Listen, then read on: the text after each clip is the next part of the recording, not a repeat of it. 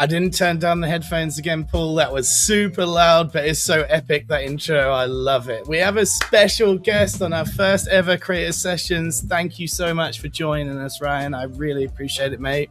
Great to see you. We got co-host Andrew and Paul, producer, in the back end.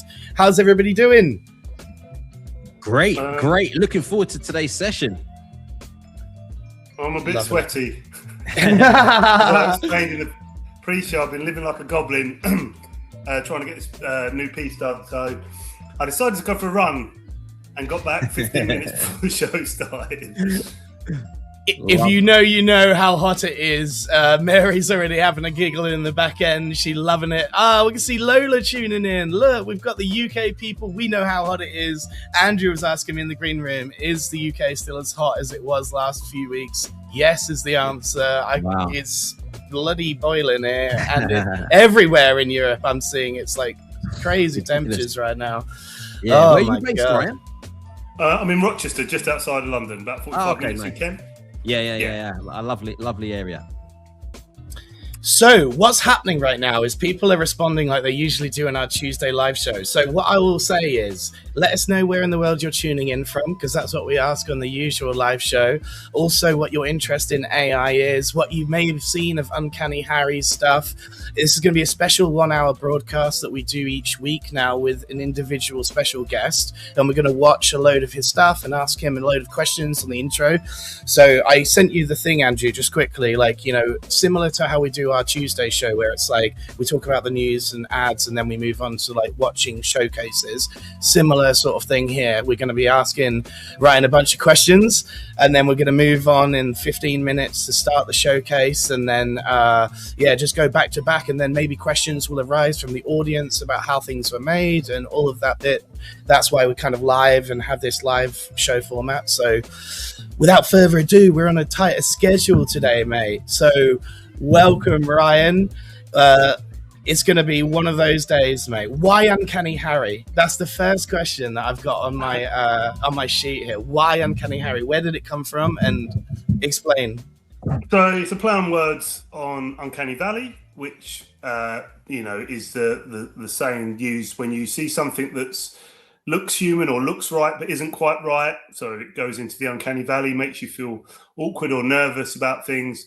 And obviously a lot of early AI really had the Uncanny Valley about it. You know, things looked quite demonic and weird and otherworldly. Obviously that's changing, but it sounded like a good monkey at the time.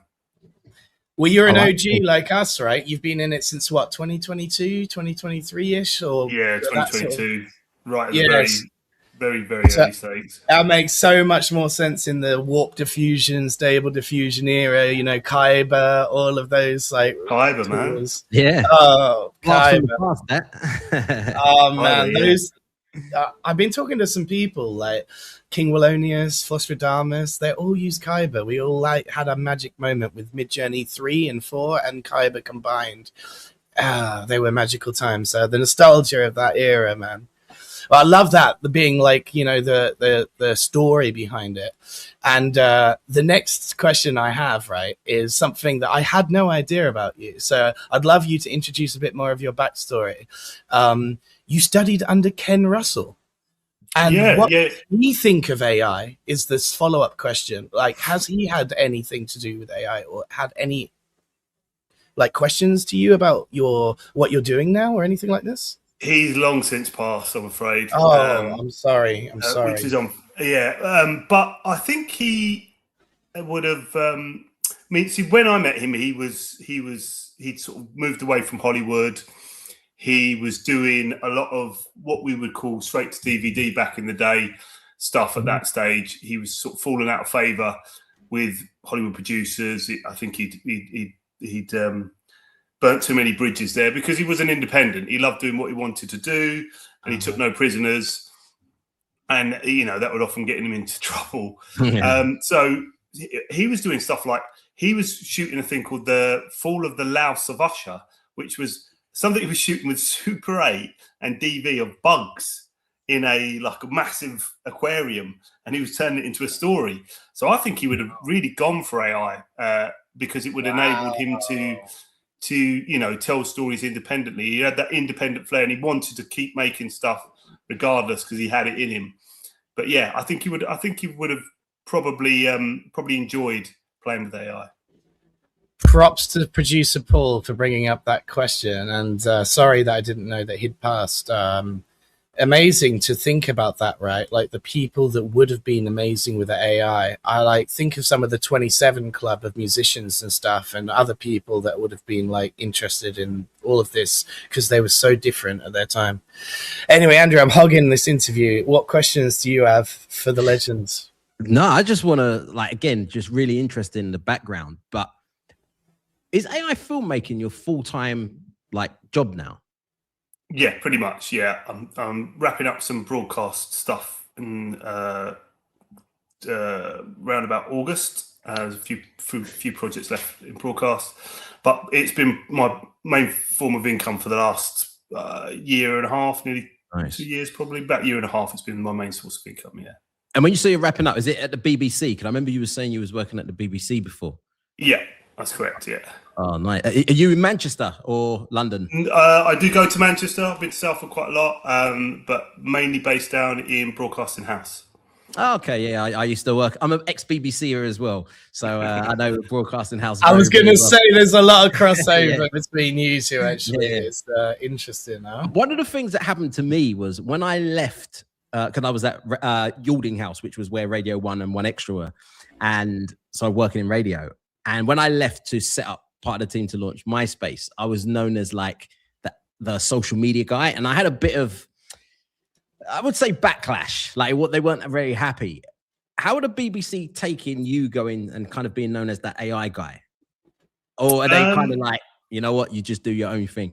Well, there's been some crossover with some of the stuff that we were doing in automation, but it's been purely independent.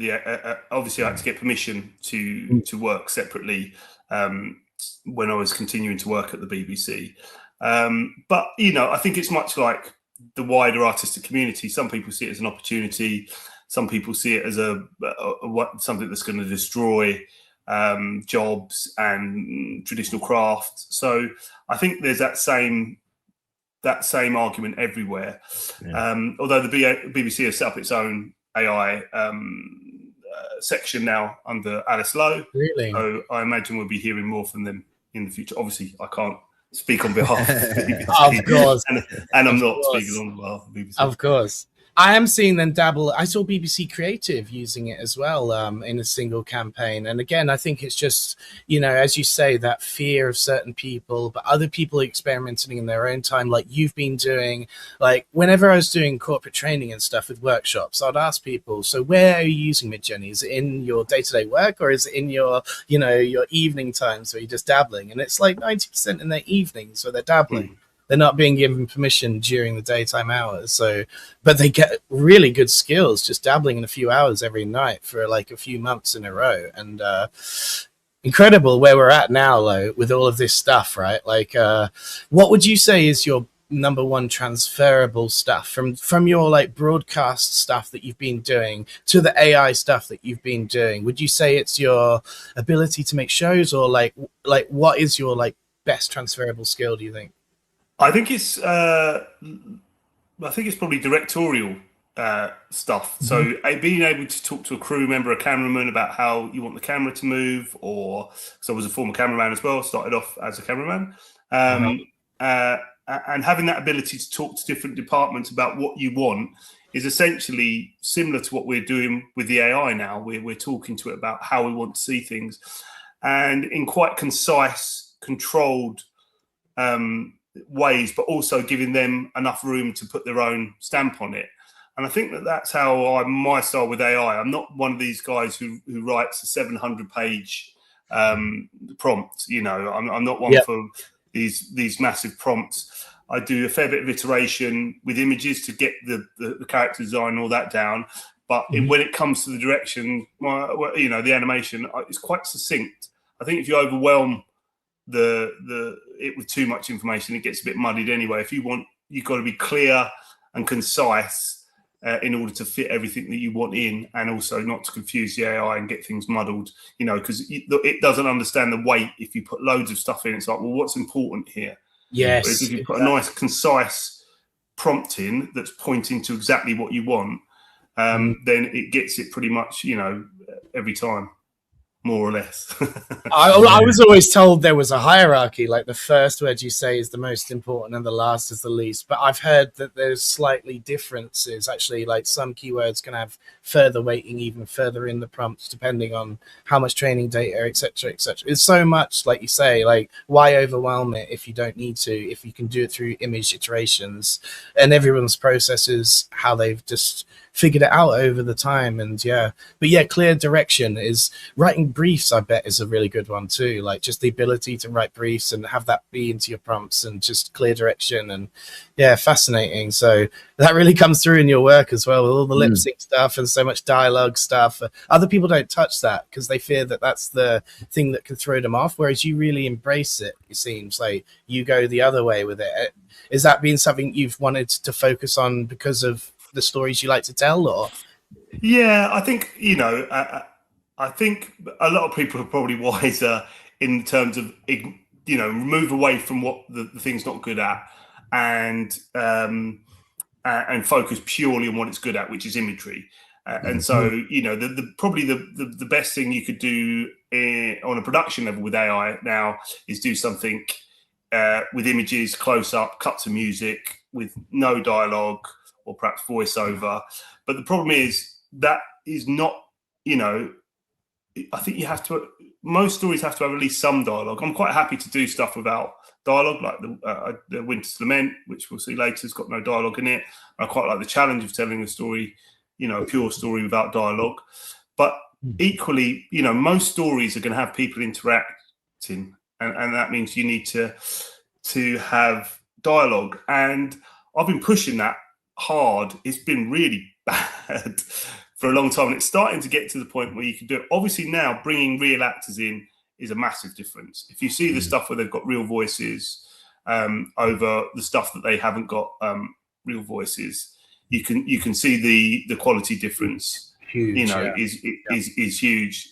I tuned in briefly yesterday to your pod when you were talking about the stock voices. Where now you guys are seeing a lot of videos, so you're like me, you're picking up on there's only a few voices in the models. So if you prompt, but what you'll also find is faces will change voices. So if you prompt like a soldier, and you prompt different types of voices, and it doesn't really change, blah, blah, blah. If you then put a mustache on that soldier and prompt voices, you'll get sometimes a different... What a genius tip that is. If you want an aristocratic soldier and you don't put a mustache on, it gives them, there's more weight in sticking a mustache on, which is quite strange. I found that out the other day. That's genius, mate. Yeah. That's very, very smart. Everyone in the chat, if you've got any questions for Ryan, send them across, please. Mary's already given a really nice one. What is the old school habit from your time in traditional broadcast that you've had to completely unlearn to succeed in the AI first world? Old habits. I think going slow is a habit. I would like to tinker with stuff until they're perfect, but certainly for the personal work, you need to get it out fairly quickly because the models are changing so quickly, and you need to, and also because it's for socials. It's not a TV craft. You're not getting the same production standards applied to it. It's something that people are largely watching on their phones. So you have to sort of, if you're producing something for social media, you have to make sure you can get it out quickly. Obviously, there's a production standard that's there, but it's not television. So little bits and bobs you can get away with, Absolutely. So I think that speed is of the essence now for all of us. You are so prolific that is such a good question, because every single week we've been able to have a new bloody thing from you for like months in a row. It's absolutely insane. By the way, we've got Blacklight tuning in. We've got Jimmy 404 Films. We've got Luca tuning in. Some legends in the house. Yeah.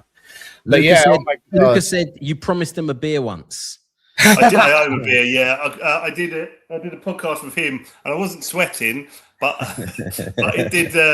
I did drop signal halfway through, so I definitely owe him a beer. Hopefully, I'm at home.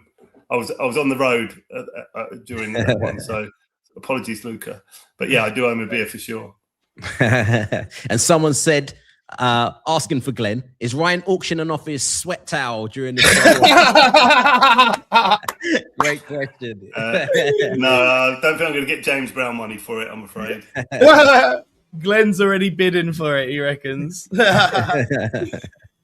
had a last question come in from producer Paul, and then we're at our 15-minute. We're going to start the show, and then let's actually get into the showcase. Paul wanted to know, what are your thoughts on Seedance 2.5 ability to do 30-second generations? Do you actually use the 15-second generation fully in the Seedance currently, or are you more a 5-second gen guy? So what I tend to do at the moment is I'll do a 15-seconder and maybe run it 3 times. And from that, I'll get a perfect 15-seconder.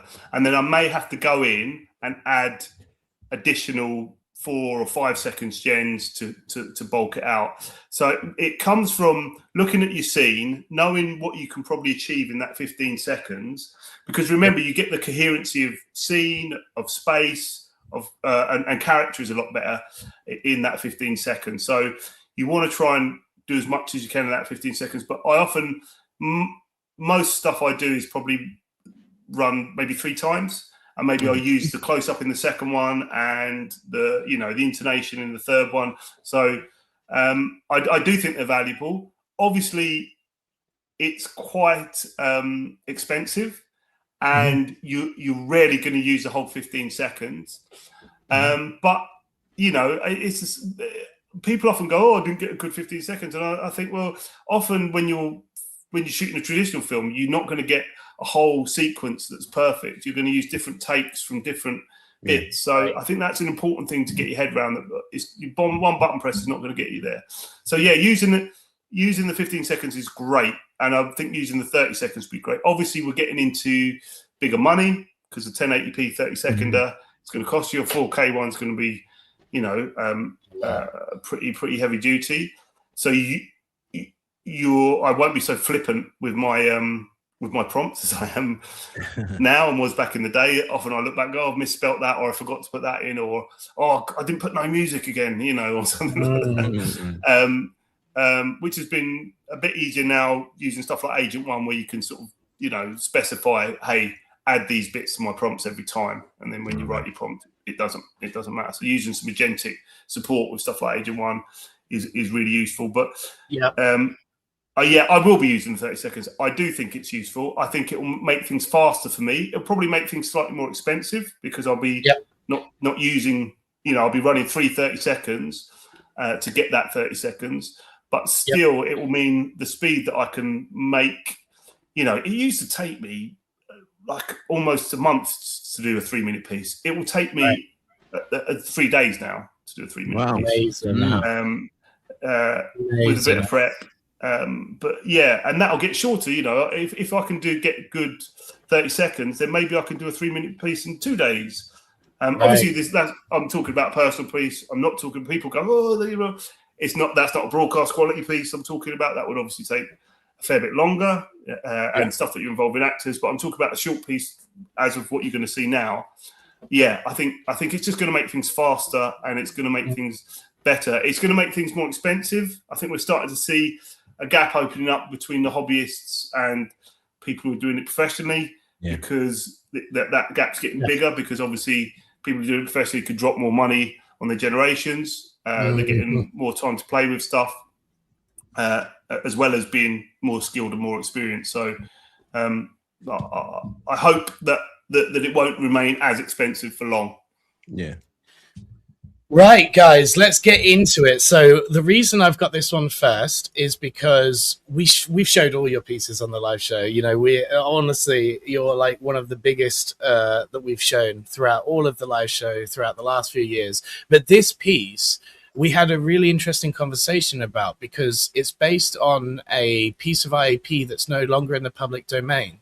So H.P. Lovecraft's version of the work, you've done The Betrothed, and you said that this one was 2.5 days roughly made with Seedance. Yeah, this was that right? First one with Seedance when it was still in private closed access. Yeah. All right. Well, let's watch it. Let's have a towel break and a drink break, and yeah, let's go.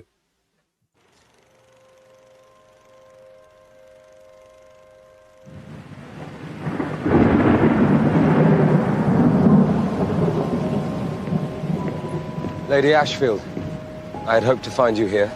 Mr. Thornfield, you should be inside. It's not safe on deck tonight. I am utterly smitten. Every moment away from you feels wasted. Please, don't say these things. Amelia, have I misread your feelings? Forgive me, you haven't misread anything. That's what makes this unbearable. Then what stands between us? I am promised to something you won't understand. Then I beg you, help me understand. My family's wealth comes with a price. I am betrothed to the Lord of Riyadh. Whatever hold your family has, you can break free. Start a new life with me in America. We could be happy. Do you know why I've spent these 5 days with you? Because I wanted to know what it felt like to be loved. Marry me, Amelia.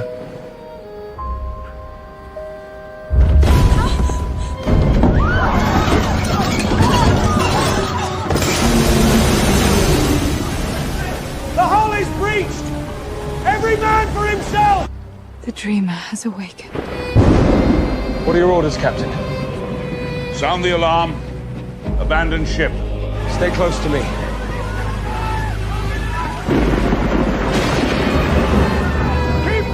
Women and children first!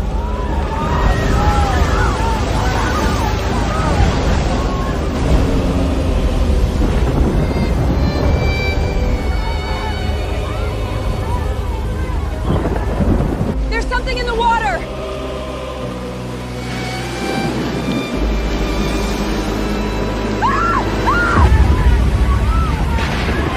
Amelia! Amelia! Binglui mulwana kapulu rilie wagana golfa dagnan.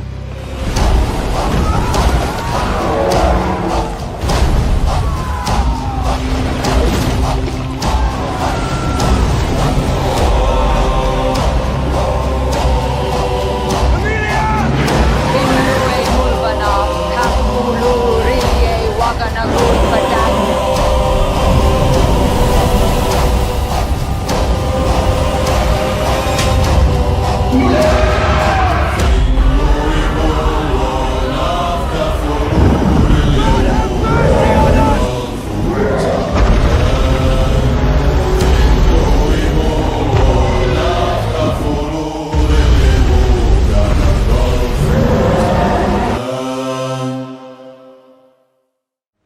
Finglui mulwana kafulu rilye hugana gul fagagni.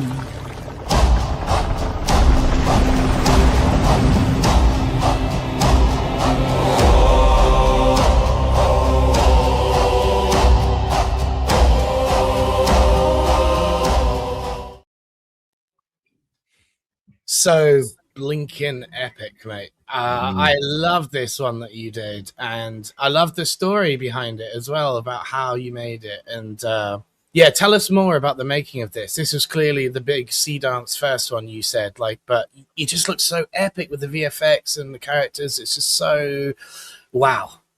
Yeah, it was literally sort of made up as it went along almost. So I had got access to Seedance and I wanted to give it a run for its money. Obviously, the Cthulhu stuff It is so it's an original story, but the character of Cthulhu, the big monster, and the whole history and mythology behind him is all H.P. Lovecraft, which is now open copyright.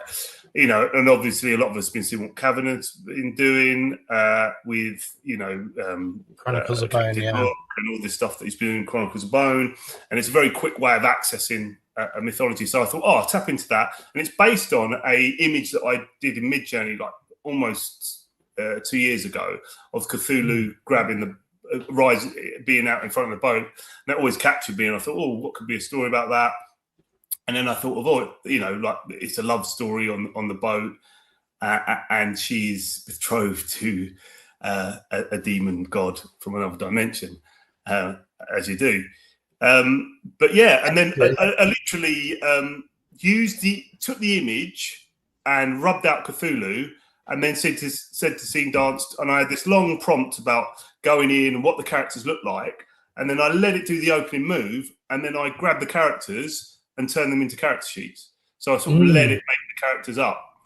So that whole opening shot where they talk to each other, it's all a first image of the boat on the wide, and all that is just text prompted. I was blown away. I was like, wow. And so I was using first and last frame for a lot of it. You know, the old go to Nana Banana and try to prompt different shots that sort of look vaguely like they're in the same place. Yeah. Because I hadn't really used the Omni model. I'd used Omni models in other models, and they didn't really work out for me. So I was a bit dubious of using it. But halfway through, I gave it a run as this was like a test.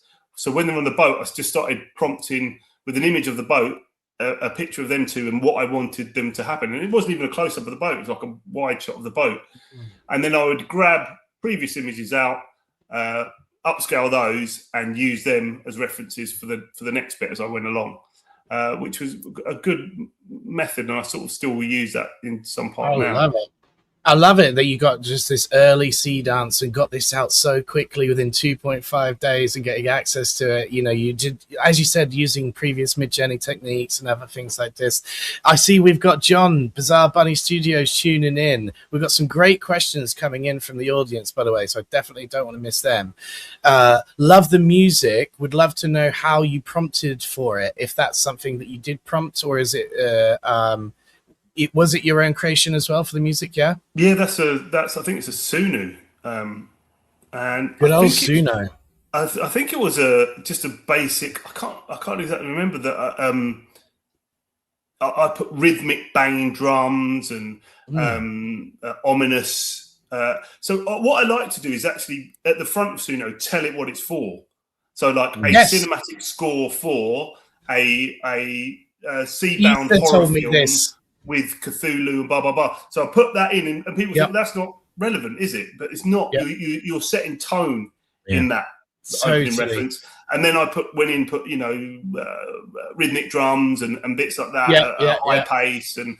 Sort of so you know your tip from earlier, which was incredible, about putting a moustache and changing the voices. Check this out. When I was at Google I/O, Issa said exactly the same thing to me. He explains the premise of the video as well as the musical prompt.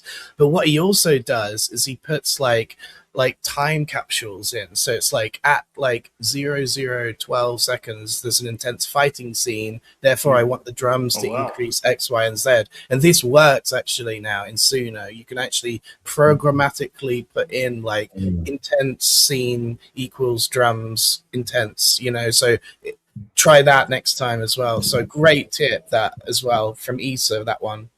I'll have to use that. And that's a good one, because often I find myself going, it's not quite exactly. I guess what you're doing is you're getting the song and then editing to the song rather than like, you know, so you can try both methods with that sort of timestamp. You have to get the piece done first to get the timing right, though. Or it depends on which way you go about it, doesn't it? Or what I actually did with that one is remixed it. So that it starts off quieter, then it gets more intense, and then chopped in and mixed between the two. So I think I did like 3 remixes of the same song, building the intensity in each remix, and then picked good joins so that it worked. You know, that's the way I got round what you were talking about. Have you got a DAW that you do that with, or a digital audio workstation? No, just using the remix in Suno. Oh wow! So are you just nice. chopping and changing? Wow, rolling it in. So starting off with something quite light, you know, ominous, and then putting in the intense drums, and then intensifying. So just re-prompting in a remix with more intensity each time, and then because it's got the same beat and same sound, you can find points where you can just join it smoothly enough that you can get away with it. And Whiskey Woven saying that 11 Labs Music can do similar stuff with the timestamp. So it's worth checking this timestamp thing across all of the music LLMs that you're trying, guys. It really is a big pro tip. Oh, mate.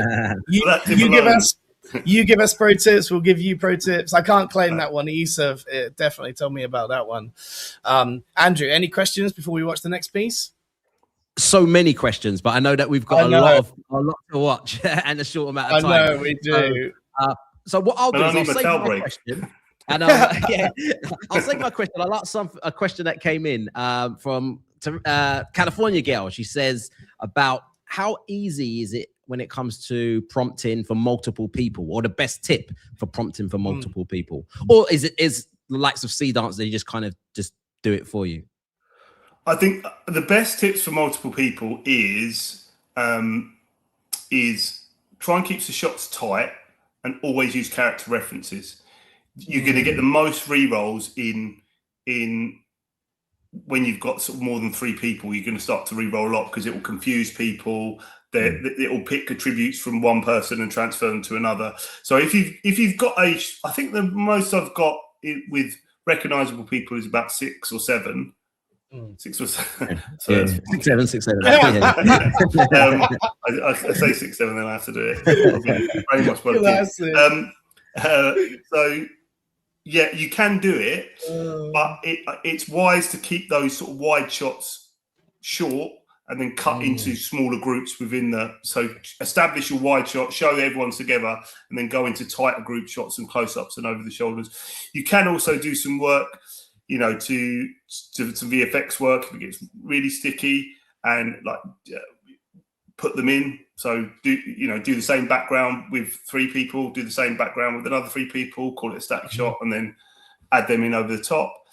So there's ways around it, but it is one you're going to have to re-roll, even with good prompting. You can reinforce. I wouldn't just use character sheets and use the numbers. If people tend to try and reinforce characters, and I don't think that helps. I think if you try and use text prompts to reinforce the character, that can sometimes give the model leeway to make its own interpretation. But if you just use your 6 characters, as character sheets, and remember in the wide shots, it's going to focus on the long shots, so you don't really need the close-ups if necessary. Nice. Give it the information that it needs to do that. But yeah, it's still a stickler. We're all hoping for 2.5 to be a little bit better. That's why I'm so confused. Like 50 character references, it's saying 50 inputs. Like, I mean, let's see about that. Yeah, this one, mate. Yeah.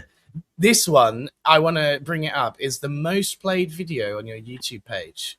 Can you guess by that which one it is? A love letter.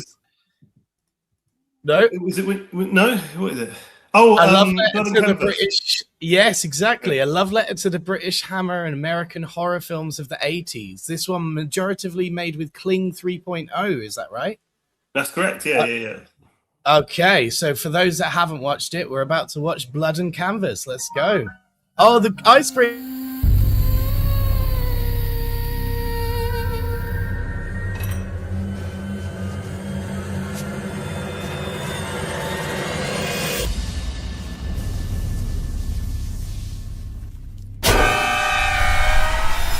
These are fantastic, Rajan.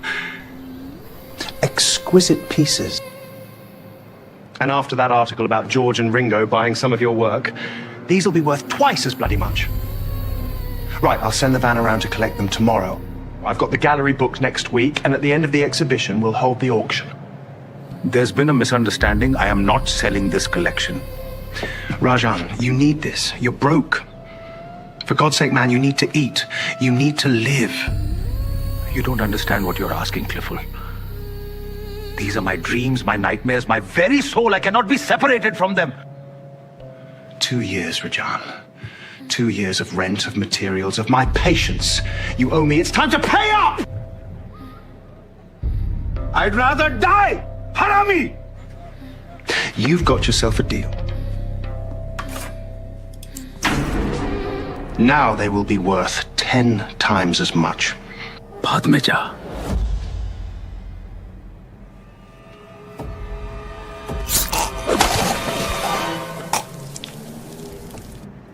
Hello, Scotland Yard. Hello, police. What's your emergency? Yes, I have found my friend on the floor of his flat. He's not responding. There's a wound on the neck.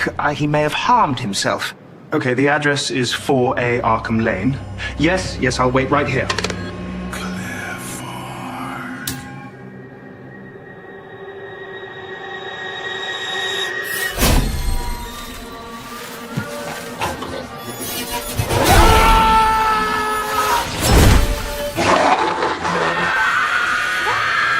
He poured his pain into us. And now we will feast on yours.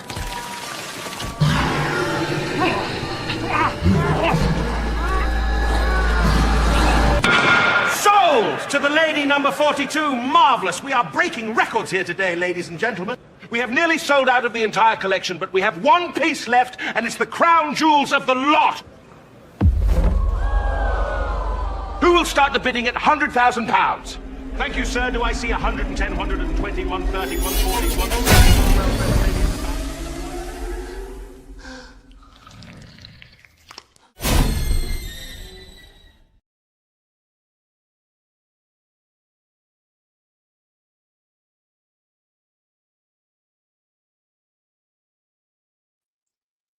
Love it, mate. Just crazy, like so like different to the last piece, and yet like so like as you say, like your feelings of the 80s, like your American horror film, you could see the inspiration. Were there particular movies that you had as inspiration for this piece? Yeah, like the Sam Raimi stuff, like the Evil Dead and all that sort of stuff. I liked as a kid, and it's the Hammer stuff that we used to watch on the TV in the 80s, you know, the Christopher Lee stuff, Peter Cushing, and sort of that tells the unexpected, you know, short little twisty piece we used to watch. So sort of just thinking about those sort of things and channeling that in the effects and the sort of the mood of it as well. But yeah, I hope you've seen the comments coming in. People are loving this one. Elements. Classic Twilight Zone meets Night Gallery. We're seeing all sorts of stuff coming in here. Like, people really love this style. This character that you created here is a really nice character. I really like him a lot.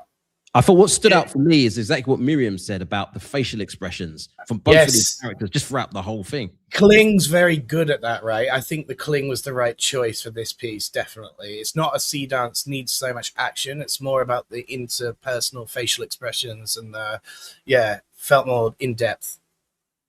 Yeah, I was quite surprised how well it did the acting as such. You know, it sort of responded really well to the prompting. I think Kling's a really, really good tool. It's been overshadowed a lot by Seedance because Seedance can do Kung Fu Cats and all that sort of stuff. But I think if you're trying to sell a subtle story, A, it's cheaper. B, for some of the subtler stuff, it's better. Some shots that I've tried with Seedance of simple stuff, like a little gesturing, it tries to do too much sometimes. But Kling will stick to the sort of subtleness that you're looking for. But yeah, I was really impressed with it because Seedance was out at this point, but I was using Kling 3.0 as part of the NVIDIA thing that they got on the platform, so it was really good to use it. Even though I had beta access to Seedance at the time, I was really happy to use it. And I think it's still a great model for close-up stuff. So you can do your 4K stuff really a lot cheaper price. So if you've got a story that's quite intimate. Realism, it does quite well as well, photorealism. So I think it's still a really good tool that's been, sort of ignored in the bluster of Seedance. What did InVideo do? They paid me. Okay, they're the agent, mate. Remember I told you last time, InVideo doesn't have foundational models. They're just the agent that can call upon Kling and Seedance and all of the other. Yeah, so they're essentially like a free pick or a I should say magnetic. So they're essentially a aggregator. They've got all the models on there. They're like the biggest one in India. So they're serving Bollywood, and they're doing really well out there. And they've got a good ethical approach. They let the creators sort of roll with it. They're not doing these rigid, you have to say this or that or this, which I quite like. I sort of loathe. I do it occasionally because for a buck on stuff that I support. But I do hate this sort of agent tailored. You must say this, and that. It's quite hard. It's difficult, isn't it? Like, it's difficult. We saw Simon Mayer can do them quite well for ads, but over longer story pieces, you're right. I think he loses something. We've got Danny Radcliffe tuning in, saying that he's gutted to have missed some of the earlier chat because he's just tuning in. He absolutely loves your work.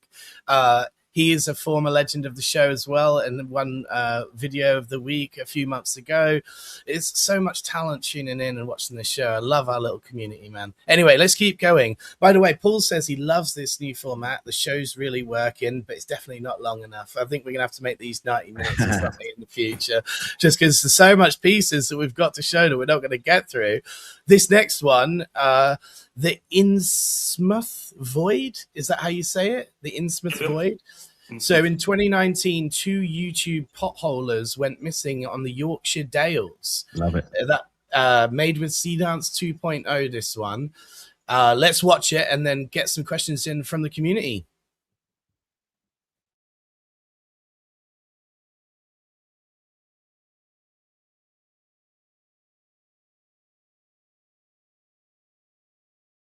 I'm Tom. And I'm Andy. And we are... Bollocks, where are we again? I'm Tom. And I'm Andy. And we are here at the notorious INNSMOUTH Gill in the Yorkshire Dales. Now, the weather is taking a turn for the worse, so come with us as we get stuck in. What a couple of cheesy bastards.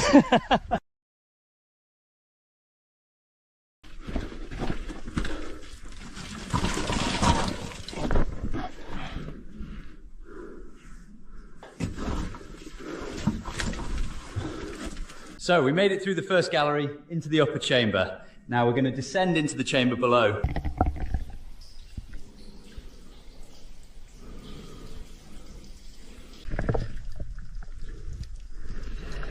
Watch my rope, Andy.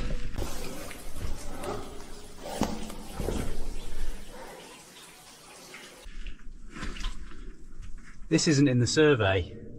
Shall we risk it for a biscuit? You need to cut down on the pies, mate. Get some exercise. I'm trying.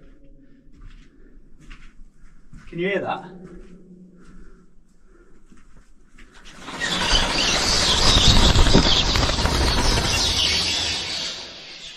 Jesus, that scared the shit out of me.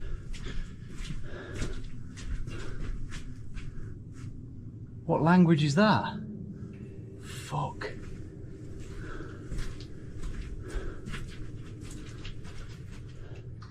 Look, here's what I suggest. Let's go back to the main chamber and make our way out. We're off route, no one knows we're here. We can mark this up in the survey and then come back with a larger group, right? Agreed, mate. The tunnel should be here. I swear it was here. It's probably just a bit further down the passage, come on. Okay. We're going around in bloody circles here.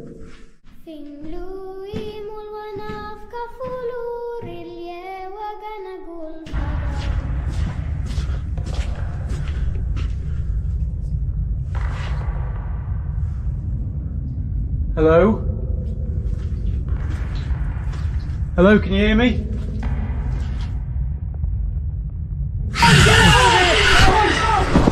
Oh! Come on, come on, come on. What the hell was that? This can't be real. We need to find a way out of here now. Something's got my leg. No! Ah! Andy! Andy! Kelly, if they ever find this, I love you. What the hell?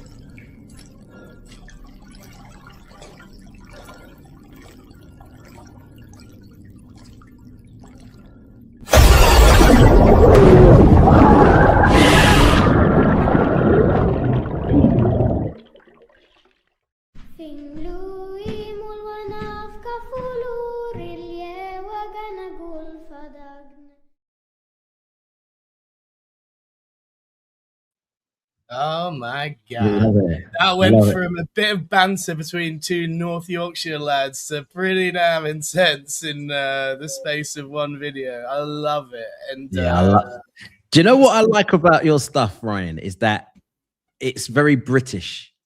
So, and I feel, and again, there's a bit biased here, but I feel a lot of what you see out there is American led. And that's why your stuff, like even in the last video where it had Camden Market, like if everyone's ever been to Camden, on the bridge, it says Camden Market. So there's little things like that that you'll notice. And here, even someone in the comments said like spot on North Yorkshire. I think it was in North Yorkshire accents. And yeah, I love all of that stuff. Really do. Danny grew up in North Yorkshire and the accents were spot on. So how did you do those? Was that Seedance accents, mate? Or were they real people? Oh, they were Seedance. No, that's Seedance. So I prompted the accents. Wow. And in that opening scene where they both talk and say, oh, you know, I'm so-and-so and I'm so-and-so, we're here.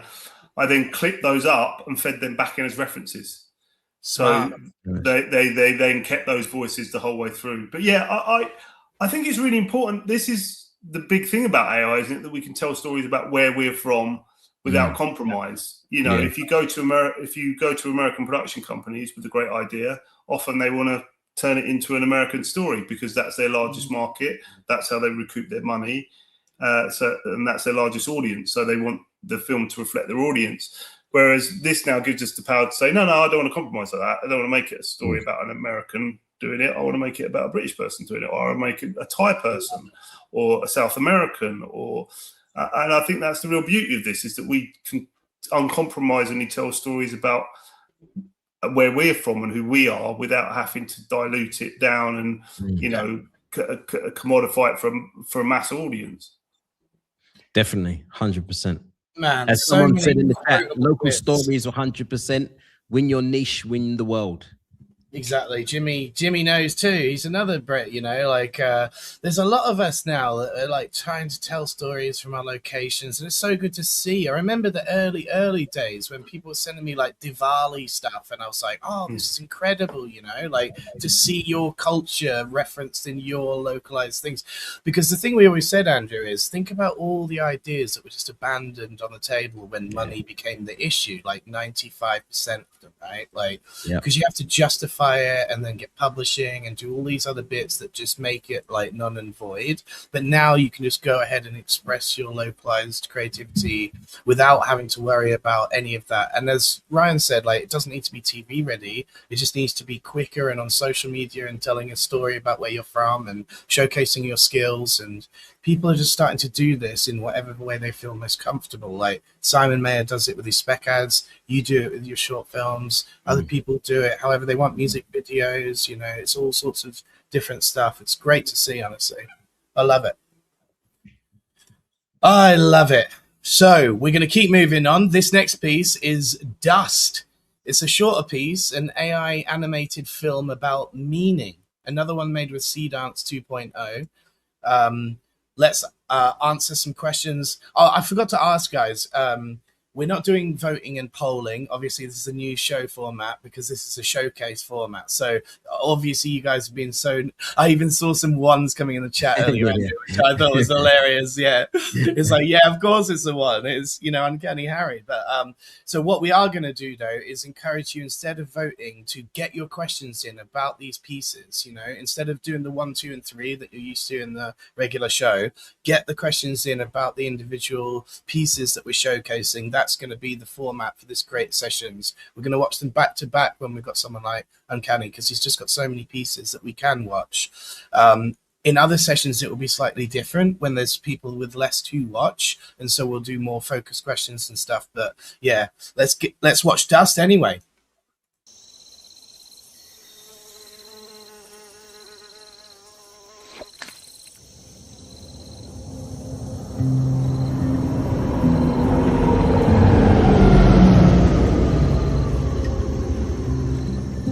Gets old, does it? It's endless. That's my favorite part about it. I look up there at all those burning suns, and I just feel wonderfully insignificant. Dad, doesn't it make you feel like nothing we do down here matters? That's exactly the point, Leo. Look at it. Compared to that, we are nothing but tiny specks of dust floating in the dark. But if we're all just dust, then no one's important. There's no grand, heavy purpose weighing us down. Nothing matters unless you make it matter. The universe doesn't decide what's important. We do. We take this dust and we choose to care about each other. Come on then, sunshine. We need to choose to go home for dinner before your mother murders the pair of us.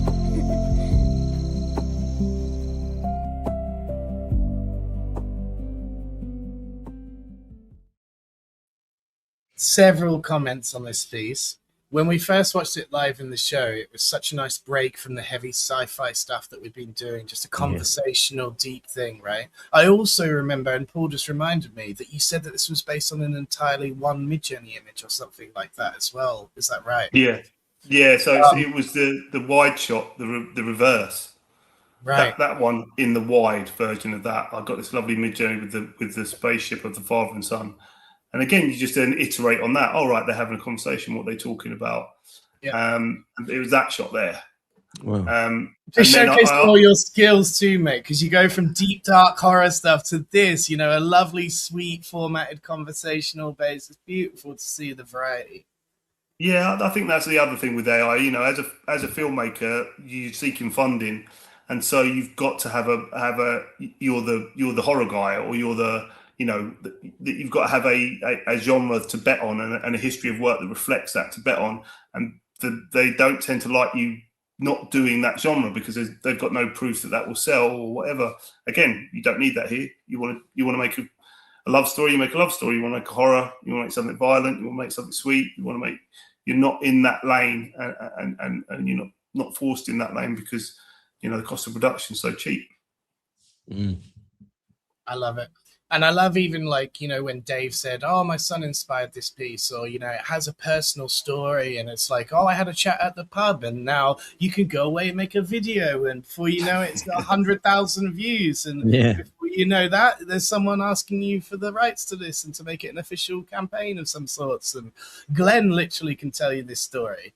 There's many people watching this show that started off with a rough idea for some images, sent them over to us, we showcased them, a brand reached out, it gets made into a real campaign. It happens so often. So just putting yourself out there with whatever you're feeling that week and being true, like a true artist, I guess, just expressing your week to week what's happening in your life and what you've seen and what you're referencing in the pop culture. Andrew's so good at picking out references. Paul is too, by the way. I'm not the reference guy. He'll know his tiny little things and have hundreds of references stored in his head. And I'm I don't know, I just see algorithms and social media and stuff like this. It's so good to have the perspectives of what everyone's going through and stuff like that. It's wild. What's your questions on this one, mate? Good question from Dad Guy D. What inspires you? Where do you get your ideas from? Because add to that, because a couple of the one before the QUARRY one, not the QUARRY, the can't pronounce INNSMOUTH Void. Yeah, that was it reminded me of, is it the Blair Witch Project? The way it kind of started. Yeah, so it had that vibe, and then obviously there was the Titanic one. So where do you get? Is it a case of looking at pop culture, looking at stuff, and then thinking, I'm going to put my Uncanny Harry twist on this, or look it through an Uncanny Harry lens, or where do you get your ideas? I think it's often something personal. That one was, I'm a father. I have conversations like that with my boys about the world and stuff like that. So that was that. But I tend to think it's a great idea when a new model comes out or when you've got some time to experiment with stuff. And there's no point in just going, oh, here's some pretty pictures. Isn't this model great? Make a story, sharpen your storytelling skills while you do it. So I set myself a brief. And like you said, that was like Blair Witch. That's because I thought, I want to see if we can, because I hadn't seen any found footage, horrors or anything like that. And I thought, well, can you do it? Can you do it? Is it possible? And so that was the first thing, right? Let's do a found footage. INNSMOUTH is another Lovecraft thing about these fish people. The bloke goes to this town and they're all inbred with these fish demons. And so I'd done something really early with this idea back in Runway with the cavers. It was really simple. It was 3 shots almost. But yeah, so I think setting yourself your own brief is a good thing. But often it's sparked by, like Chris said, life, conversation, you know, an event, a family thing, a broad, you know, a political thing, a broader thing, a bigger thing, and then you set yourself, I want to explore that idea. Then set yourself some boundaries around it and go ahead. The problem is you need to set yourself the boundaries because you can do anything now. Right. You know, when you've got two mates and a camera, you've got your boundaries there, right? Or you're going to have to set it in a room and use your mates. So you've got those restrictive boundaries that helps you funnel your artistic effort. I think people can be overwhelmed by what do I make? You know, when you can make anything. So it's good to pick something you want to explore and then make yourself a little brief around that and set yourself a time to finish, you know, like it's the best I can do in 3 days or 4 days or 5 days. Yeah, talking about, do you have a hard stop, by the way, at 5 o'clock? No, I'm good. Oh, great. Because I didn't want to, like, we've got a new piece to show, and I didn't know whether to put that now if you had a hard stop, or we can keep going then. I'm good. I'll go for another 20 odd minutes if need be, mate. I'm good. Oh, let's go. I think 90 minutes, Paul, is this definitely going to be for someone as prolific as Ryan. I think this is going to be the way. Some of the questions coming in then, Danny said it felt like The Descent was maybe an inspiration for the potholing piece. Massive, Danny, yeah. You know, this is why film. I love you guys. I love you guys and your references. So awesome. Yeah, that was definitely a big inspiration. That I really enjoyed that film. It was a really tight, low budget British horror by Neil Marshall, I believe. Yeah. So I think, you know, you need to still watch stuff. You need to absorb stuff. You need to be, I'm a prolific cinema guy, and I saw Obsession recently. Absolutely fantastic film. I think if any artist doing anything, or any creator, should I say, I don't like the word artist, I'm sorry, I'm too working class. Even though my mum's a potter, my dad studied at the Royal College of Art. Artist seems a bit far-fetched for what I'm doing, but as a creator, I think you need to be absorbing other people's stuff. You need to be absorbing as much as possible, because that, you know, like, some of this stuff just comes out. You're not consciously thinking, I'm going to do it like this or I'm going to do it like that. It just comes out in the making of it. So a bit like a model, a bit like a training model. You know, what's in your training model? You got to put as much in the model as possible, so you've got enough to draw upon when you're doing it. So, Andrew, we know Mary as our favourite commenter from the regular live show, and check out this question. If your persona, Uncanny Harry, gains sentience tomorrow, would he thank you for the wicked career or sue you for the trauma? Whoa! Even the commas in the right place, Mary. You are the best. I think he probably... he owes me a lot as well. You know, you do sink a lot of time into this, and I go into goblin mode and go into the cave of working and sort of withdraw from the world for a couple of days to make these things. So I'm channeling him when I do that. But let's hope they don't get sentiency, eh? Yeah. Let's hope they stay tools and not go beyond that. Yeah, for the foreseeable. exactly. You are the best, Mary. And last question before we move on to the next piece. What genre of film type would you like to tackle next that you have not yet covered? Good question. I think what I'm interested in next, and what most people are interested in next, is IP. So an expansive world in which you can explore multiple genres in that. That's what I'd like to do. Create a world where you set that world, you set how things work in that world, and you can do a comedy in that world, or you can do a horror in that world, or you can do a social drama in that world, or you can do a romance thing in that world. So you sort of create the world, and then you can explore genre within that world. Sort of, you know, I love Marvel. I grew up, I was a comic book fan as a kid. I think it's sort of jumping the shark now a little bit and getting on everyone's nerves, which is understandable. But I think that the notion they had of you know, being able to sort of do different genres within the one, I think that again it's probably too Hollywood and too mainstream for me. I'd like to see more off kilter world, but yeah, I think that's the best way to. So I think I've even done a little rom-com, but I think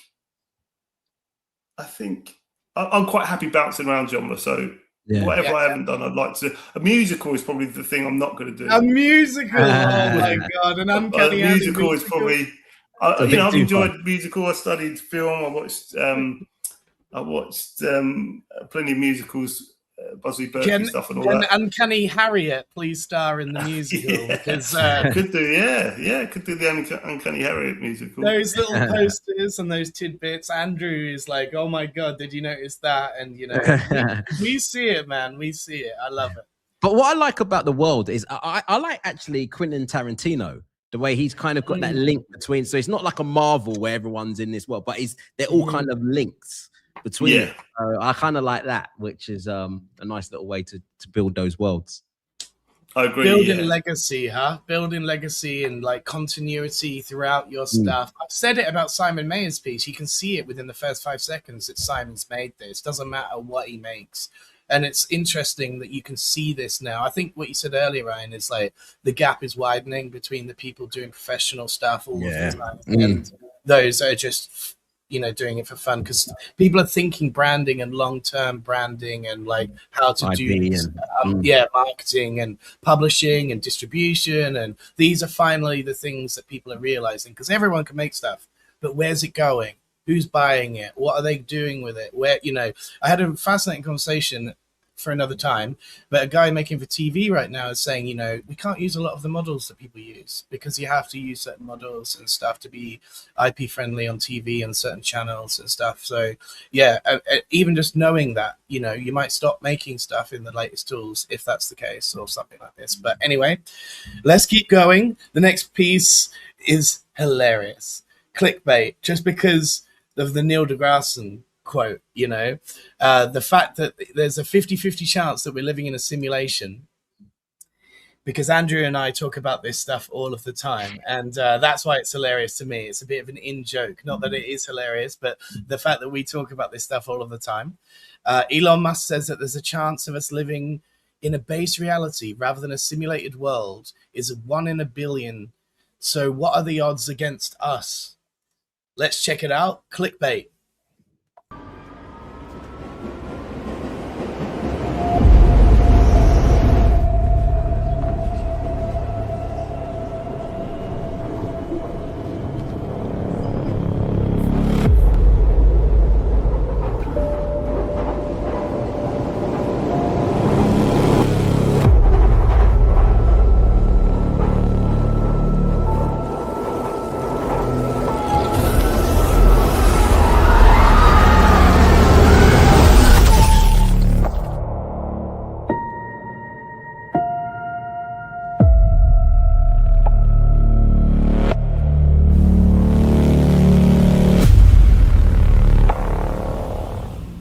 Create a simulated reality on a computer that's so comprehensive its inhabitants believe it's a real universe.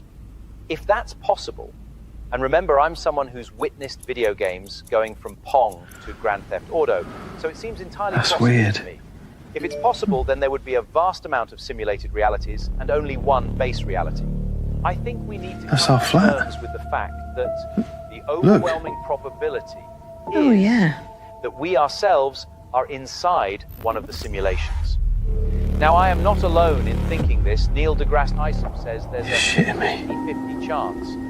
And Elon Musk says the odds of us living in base reality are 1 billion to 1. God, that's clever. Now, if we are in a simulation, there are big questions like who is Have you seen this? Do you know about this? Yes, Darren. Will they switch us It's called off? the internet. Are there glitches and viruses that could harm us? No, wait! We could be returning to a world view like in the age of the old gods. I'm going to bed. Stop being so bloody weird. With our programmers torturing us, toying with our very existence. That was Ryan Rocco speaking, who died today at the age of 42.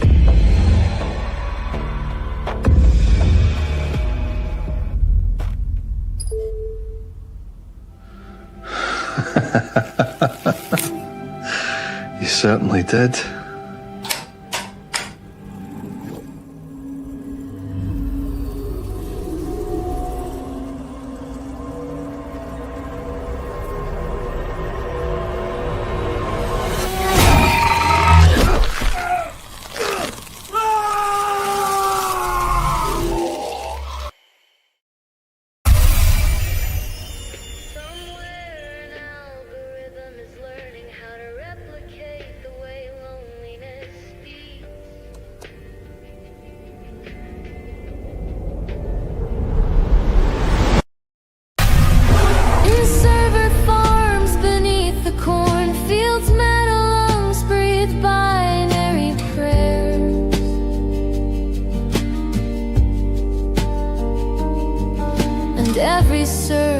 becomes a confession to machines that pretend they care. Even the outro song.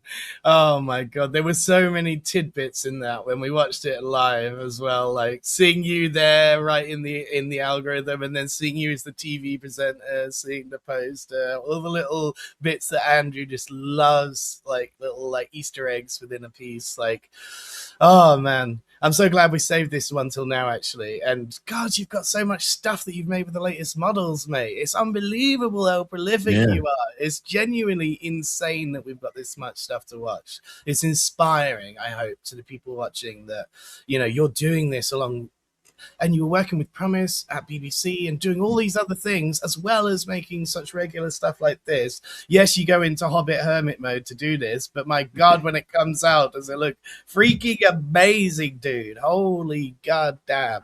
I don't even have any questions about this one. It's just freak. This one, when I watched this one, brilliant. It is very Black Mirror vibe. Also, it reminded me of a bit of it, the TV show The Capture, which I've just recently watched. It kind of had this like bit of vibe as well. But yeah, there's some great comments in the chat as well. I really like this one. The Uncanny. Yeah, I think Lola picked up on the Streamberry reference, which is the fake Netflix thing. There's a thing to there's an advert for a thing called Spectacular Optics, which is in Videodrome, which is a Cronenberg horror film. Yeah. So, like you said about the Tarantino stuff with little bits and bobs, you know, like the pack of Apple cigarettes. I really like that stuff as well. I really like that. Yeah. And that to me is world building, because the Tarantino verse is the Tarantino verse. You know, did Hitler get killed in the Tarantino verse? You know, in the Pulp Fiction in the same place as Inglourious Bastards. I really like that. The notion of this almost like a world that sits next to our own world. I like that. In the beginning, there's posters for the INNSMOUTH Void, for Ballad of Uncanny Harry, which is another film, and I forget the other film, but there's like some of my posters up there as well. And this was actually do you actually put that as a reference image? As a reference image, make the poster and put it in the like in the latest one I'm doing. I've got money and products that I'm making, and then feed them in, so you don't ever have to put Coca-Cola, Uncanny Harry at the end there. But this was something I shot on mobile before, like probably 6 years ago, and remade completely. So this was a mobile film that won some more awards in the States. I think it was the Filmic who were the sort of mobile app maker. So yeah, I've always been trying to make films with by hook or by crook. So this has been a boom for me. And like you say, you know, it used to take me 2 years to make a short film. The organisation involved and getting together and making sure it was all perfect. And now it takes me 2 weeks. So it is really an amplifier in that respect. Yeah. It's one hell of an amplifier from 2 years to 2 weeks. Yeah. Crazy. Someone said, speaking of awards, actually, that piece that we watched earlier, Blood and Canvas, was that the one that won the Metamorph Award? Yeah, so that mate, won the Metamorph. That was good. Nice to go took my missus to the festival and watched it all. It's a good selection as well, which is always nice. It looks really cool. Yes, we watched some of them. Yeah, you played the Well yesterday? Yes, that's right. I saw for the first time on the Met Awards. That was really good, really well done. Yes, nice good to see pick on the by big Paul. screen, stuff like that. Yes, I think we've got some more coming up in the next few weeks, actually, because as everything rounds up, it's like, oh, you know, each category, and we can pick and choose and then invite the winners on for these sessions. Exactly. Like, but again, congrats, mate, on that one. That was a big one, right? Because it's meta, like it's in meta, the Metamorph Awards, right? I don't think it's Meta. No, it's is it not? It's a production company. I got it wrong. I got it think wrong. they're funded by Adobe or are they? Interesting. Something like that. Yeah, they've got some good sponsors and stuff like that. But oh, yeah, that's cool. It's a production company. Yeah, really, it really cool from the like theater and stuff. People were there and checking it all out. Heading Castle Pub later, asked Jimmy. No, I'm trapped. You're trapped. I've got Goblin Mode it. I've got to finish this piece that I'm doing. I've got the end scene to do, and then I've got to go through it all and clean up and edit and do some sound design and stuff like that. But yeah, I get to a point with stuff where I just get so like I've got so much work piling up. It's like a conveyor belt. If I don't clear this now, then I'll have to wait because I've got some on-site work tomorrow and the next day. Then I've got new work starting next week. So I've got to clear this out of the way so that the conveyor belt doesn't get clogged. Well, that was one of the questions actually from Eric about what paid projects are you doing exactly. So that answers that, Eric. You know, it's just a back-to-back, stuff. It's very similar to a lot of people, and so much stuff is like Hail Mary last minute, isn't it? And that's the bit that really annoys me. Like, so many people are like, oh, can you do a World Cup thing? Can you do this? And it's like, the World Cup's starting in a week. Like, where was this 3 months ago when you thought that the World Cup might be like the biggest sporting event in the next 4 years? Like, for real, have some planning. Come on, guys. Yeah, there's a lot of work that I can't do because they're like, can you do it tomorrow? Can you do it next week? Exactly. And I tend to be booked at least 2 or 3 weeks in advance. I've got some project work that now take me probably into end of September. So, and in between that, I'm doing personal projects. I'm doing work for in video and stuff like that. So I'm getting short films funded and making those around work, which means I'm doing evenings and weekends. I am not always. So I tend to work like a 12-hour day on a personal project, and that's like with a short break and then just machining it out. Which is not particularly healthy, but I'll go under and then I'll come up for air and have some family time, have some social time. I'll be at the next one, Jimmy. The Creative AI Network obviously is a good. Last question: are you a Premiere Pro or a DaVinci Resolve, or what's your editing tool? I am a Premiere Pro guy, but mainly because I haven't got time to switch now. Fair enough. I would. It's quite expensive. There's an ongoing commitment to it. It's a good tool. I learned on Avid years ago and then transferred to Premiere when it became the #1 desktop. And obviously, loads of people are using DaVinci now. A, because it's free. B, because even if you buy Studio, it's a one-off fee. So I think from a financial way to do it, I do like the After Effects integration with Adobe.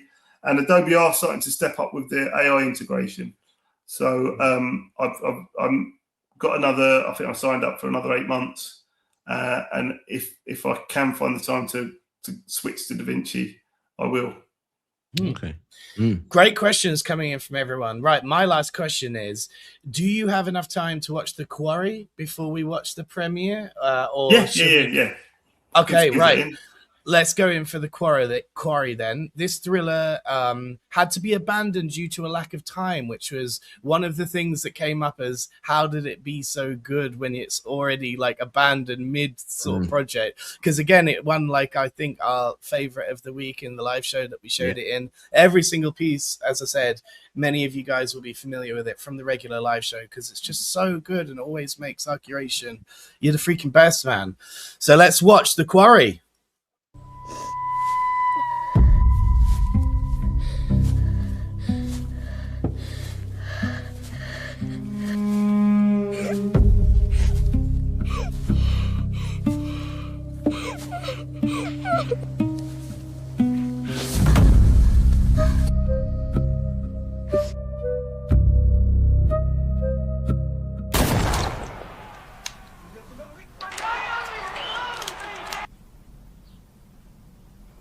Look, I am sorry I overslept, all right? So you're still drinking, yeah? Oh, don't start! I won't let you mess him about, Jess. If you want to be part of his life, show up on time. You're his mother. not his mate. Start acting like it. Come in. Come on then. Your dad's gonna let you hang out with me for a bit. After this game.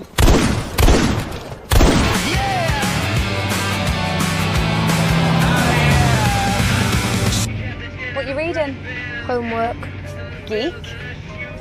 How's school? Alright. How's your dad getting on? Alright. Has he got a girlfriend? What? I'm only making conversation. One hand in your pocket.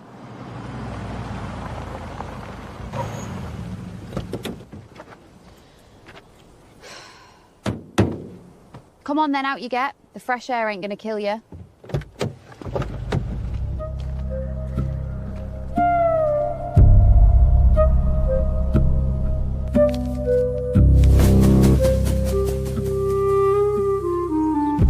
When I was your age, me and my mates used to come down here, run wild, beat the crap out of each other. Happy days.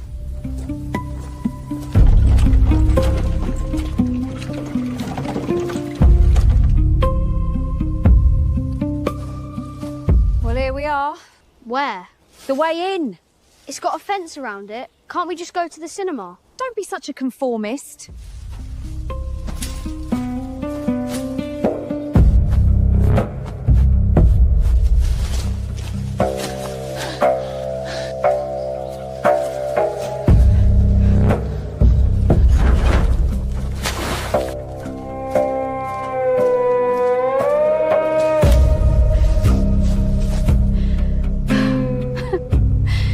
Promise me you'll never start smoking.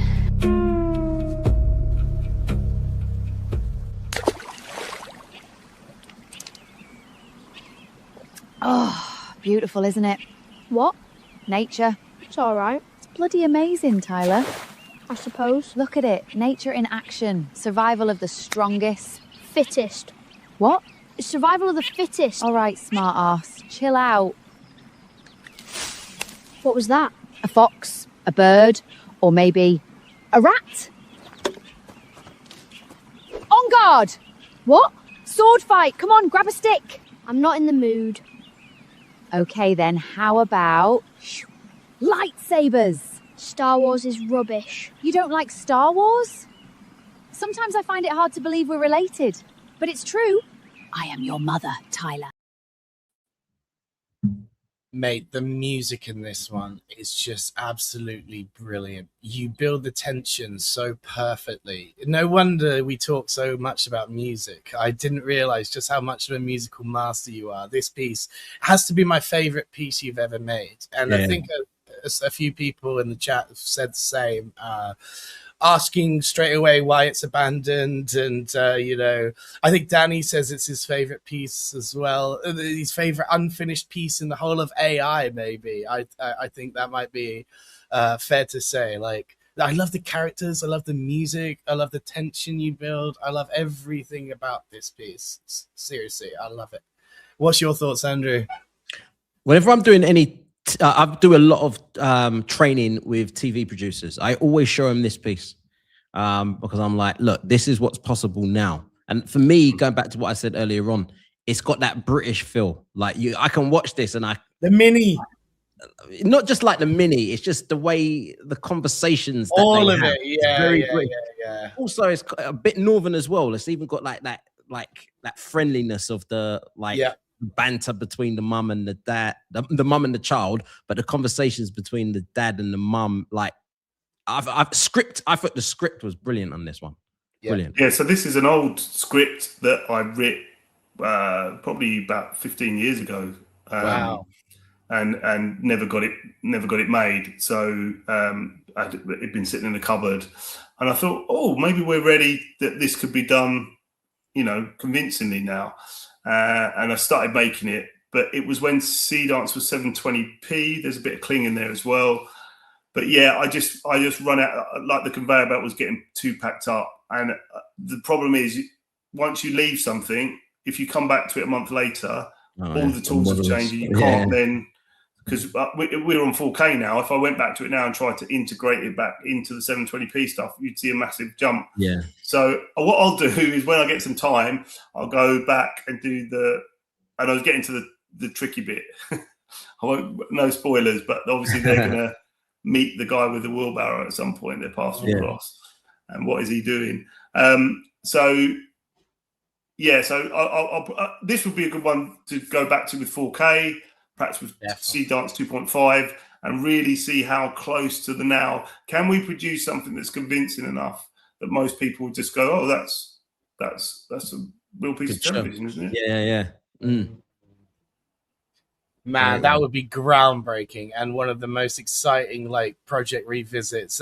15 years in the making. That was Meta Puppet's story too. He literally recorded his band 15 years ago, like, you know, unfinished like songs, rough recordings, and I love it. I just love that backstory of it being a 15-year-old script that's now, you know, you're waiting and waiting until the tools are ready, and then you can pull the switch. And so yeah, that really cleans up why the 720p had to abandon it sort of there. And oh man, this is the most, like I said, my favorite piece that you've ever made. Although what's about to happen is that me and Andrew, although Paul has seen it, are going to have a live real reaction to your latest piece, which may, you know, take the mantle.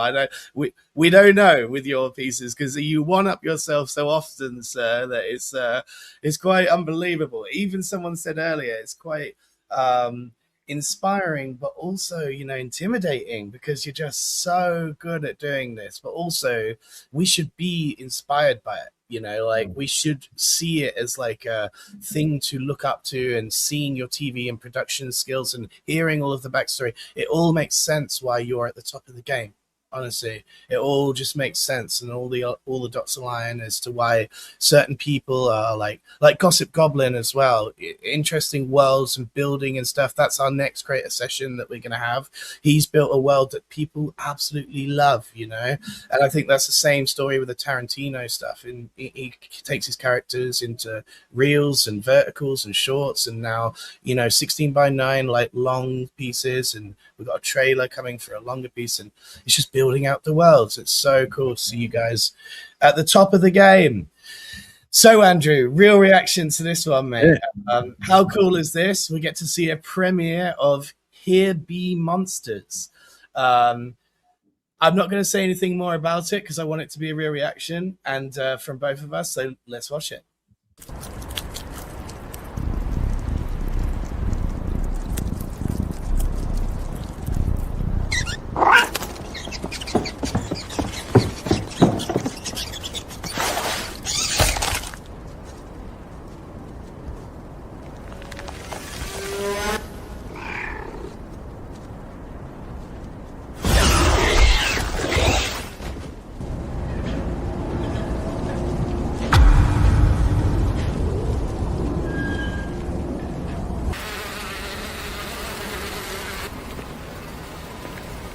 That's rancid. What's it been eating? Whatever it can get its claws on.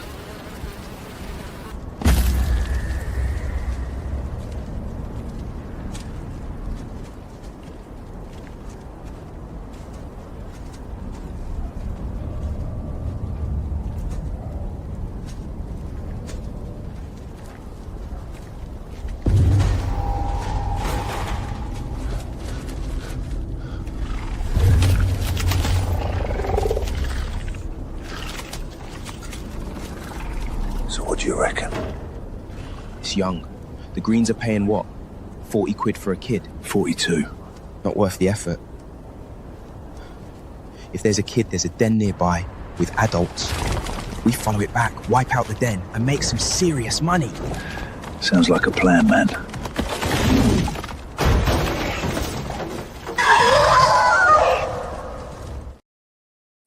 Oh my god, the noise that beast just made at the end there gave me shivers, dude.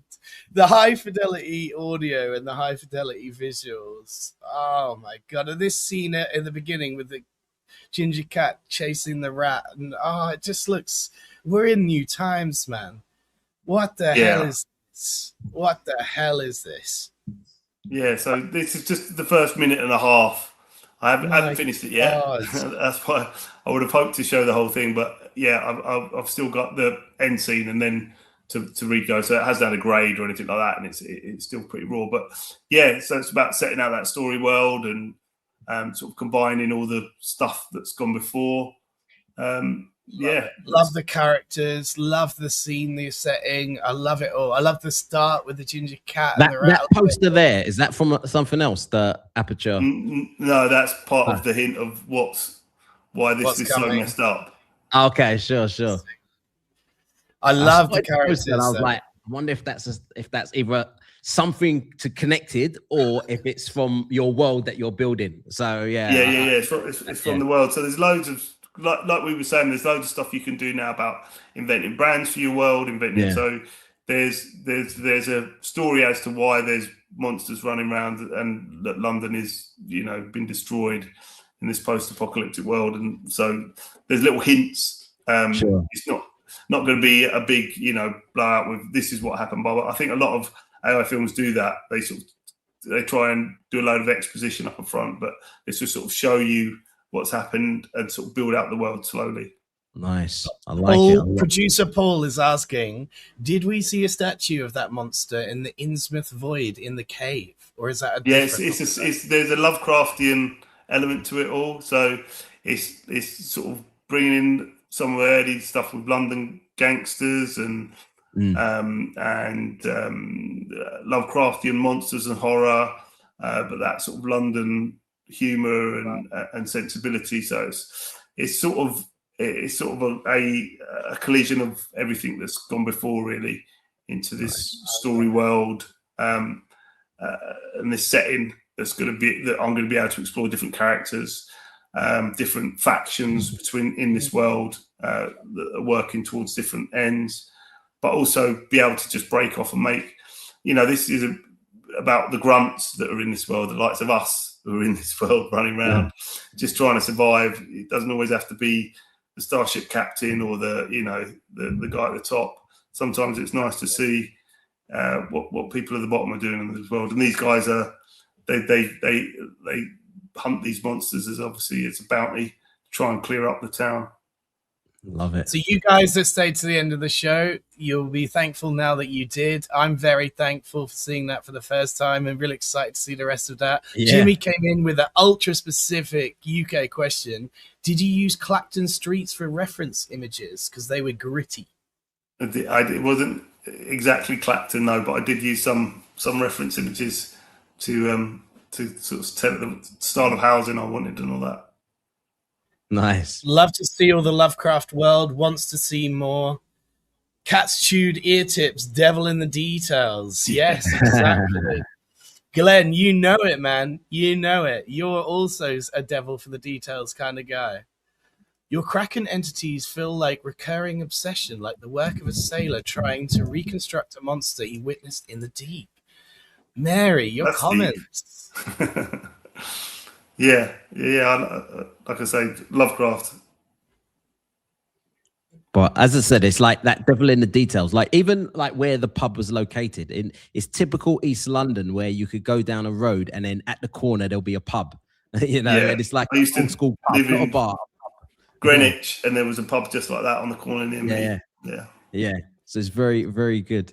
Love it. Possible question we missed here from Carlos. What program did they make did you make the QUARRY in? So that's a mishmash of, it was early Seedance, so it's Seedance 2.0, but it was the 720. It was just, I think I might have made some of that in closed and a little bit because I was only doing a couple of hours here and there. And then Kling, some of it was Kling as well. So it's a sort of mishmash. Makes sense. Oh, good to see you, Damien. And I didn't know about this Adobe London Summit. Don't worry, by the way, as soon as we end the broadcast, this whole thing will be rewatchable on repeat on YouTube and stuff. So it'll just go straight back to the start of the stream where you can catch up if you have the time. We've been live for an hour and a half now. So, mate, I really appreciate your time and going over. Thank you. Yeah. Yes. I'm so glad that we had you on as number one. You're like one of the fan favorites of our regular show. We've seen, other than that piece that we just watched, every single one on the actual show. And always just got such, interesting things to say. And I love the British characters that you're bringing into all of this. Come on, the Brits. Come on. Come on, the Brits. Come on, England. Come on, England. Come on, England. Thanks as well, Andrew, for joining. And I only said this last minute that we're going to do these Wednesday sessions now. I hope you guys have enjoyed it as much as I did. These are going to be as and when I'm available weekly. Sadly, next week I'm probably not going to be available because I've got a family holiday booked. But Meta Puppet just jumped in the chat. No way! Meta Puppet just... Yeah. Oh, I love seeing you too, man. And I miss you so much, George. You're the best, man. I love that we just have legends just joining into the chat last minute. We get Rook, we get Jonathan, we get the best, It's like, it's so awesome to see. And everyone's even yourself joined yesterday as well. Even yourself when you came in, love it. Exactly. At the very tail end of the show, big love to Meta Puppet. Let's go. Thank you so much, guys. Like I said, look out for these on a Wednesday coming up. Not maybe every Wednesday, but as regular as we can make them. So it'll be Tuesday, Wednesday, back to back. And you can get it all through Luma. So if you subscribe to Luma, you'll see both of the events because it's all run through the same platform, but we're on LinkedIn, YouTube, and everything else. Mate, you're the best. When are we going to see more from you? When is that piece that you just showed, like what you're finishing, or is it? Yeah, if I can get that done tonight, I'll put it out tomorrow. Tonight? Oh my god! No promises. I've got some on-site work, and then roll into the weekend, and then I've really got to get stuff done tomorrow. Next week, so it'll be out next week at the extremely latest. I've got to clear my plate for some work. And where can we find more from you? YouTube, Instagram? Yeah, uncannyharry.com. If you go there, that's got links to all my sites. So yeah, uncannyharry.com. And you can find me on X as Uncanny Harry. Find me on LinkedIn as Ryan Phillips, my real me, not the alter ego. So yeah, government name. My government. Yeah, that's what Blacklight called it. He literally got his tag. Right, cool. He goes, "It's exposing my." He got Blacklight twice when we were at Upscale San Francisco. I thought that was hilarious. Citing, I don't want my government name on the badge. Uncannyharry.com. I love it. Yeah. I love it. Brilliant. Thanks so much again, mate. You're the best. Lovely. Thank you for having me and the support. No People's doubt. comments are like they're about a minute or two behind on LinkedIn, so no doubt a lot of love will come in that we'll pass on as we're closing out the show. It always happens every week. YouTube seems to be like 30 seconds behind, but LinkedIn's like 2 or 3 minutes live behind or something like that. So, yes.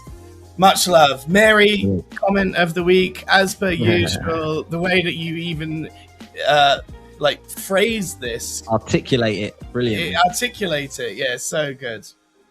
Right, guys, I will end the show. And thank you very much, everyone in the chat, for listening. Thank you very much. Guys. Thanks, everyone, for coming along. Producer Paul, Chris, everyone. Yes, producer Paul, big thanks. Great show, Paul. Good lineup.